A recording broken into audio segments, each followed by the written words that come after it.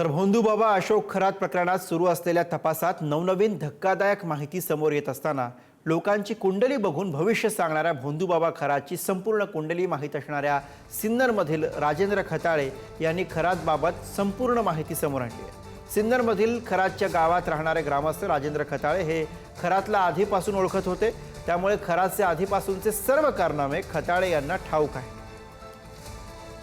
त्यांचं भविष्य सांगून आर्थिक फसवणूक करणाऱ्या भोंदूबाबा अशोक खरातचा ज्यांना इतिहास माहिती आहे ते गावचे ग्रामस्थ आपल्यासोबत आहेत। सर, अशोक खरात पासून ते कॅप्टन आणि त्याचा जो काही प्रवास आहे जो संपूर्ण तुम्हाला माहिती आहे, नेमका हा अशोक खरात कोण आहे आणि तो मिरगावात कसा पोहोचला आणि काय त्याच्या मागचा संपूर्ण इतिहास आहे? आता अशोक खरातचं जर बघितलं तर सुरुवातीला तो काही दिवस भारताबाहेरच होता, 20-22 वर्ष घरातून गेला होता आणि कालांतराने तो ज्यावेळेस आला त्यावेळेस त्याचा लग्नाबाईच्या नंतर त्याचा थोडासा हे विषय झाला।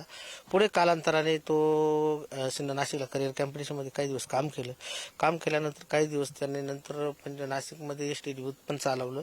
नंतर प्रॉपर्टी डीलर म्हणून तो सुरुवातीपासूनच काम करायला लागला होता। प्रॉपर्टी डीलर काम करता करता आणि आता त्याच्यामध्ये मोठ्या लोकांच्या संपर्काला आले, त्याच्यानंतर तो भविष्य सांगतो, लोकांचे लग्न जुळवणे वगैरे हे कामं करू लागला आणि तिथून पुढं तो त्याच्या काही गोष्टीमध्ये काही लोकांना, आता माझा तर त्याच्यावर विश्वासच नाही दोतांडगिरीवर, आणि काही आता मुळातच त्याचा जर अभ्यास केला तर त्याच्यामध्ये नाशिक जिल्ह्यातलं भूमिपुत्र कुणीच बळी पडले नाही, शेजारचं आयल्यानगरचं पण कुणी नाही।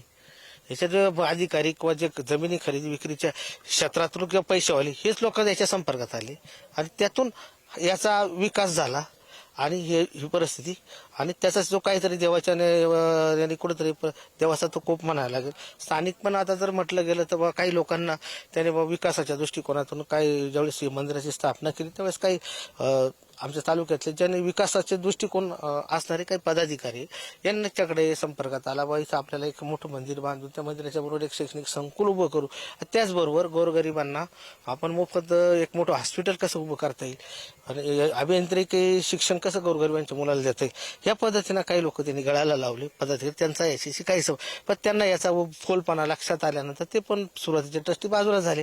आता तालुक्यातला कोणी त्याच्याबरोबर नाही, ही पण गोष्ट लक्षात घ्या। 4 ते 5 वर्षापासून कोणी बरोबर नाही। आताचा राहिला काचा विषय, आता जो काल परवाचा विषय ओपन झाला त्यावेळेस सगळ्यांना शॉक बसला, काही घटना विश्वास नव्हता बसत का व्यक्ती असं करेल।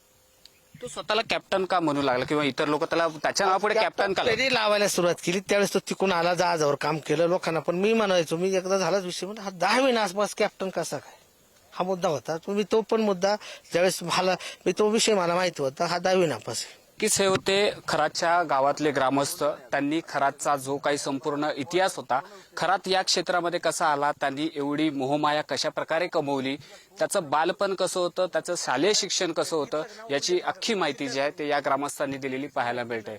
कॅमेरामॅन अमय सर, निकेश शार्दूल पुढारी, सिन्नर।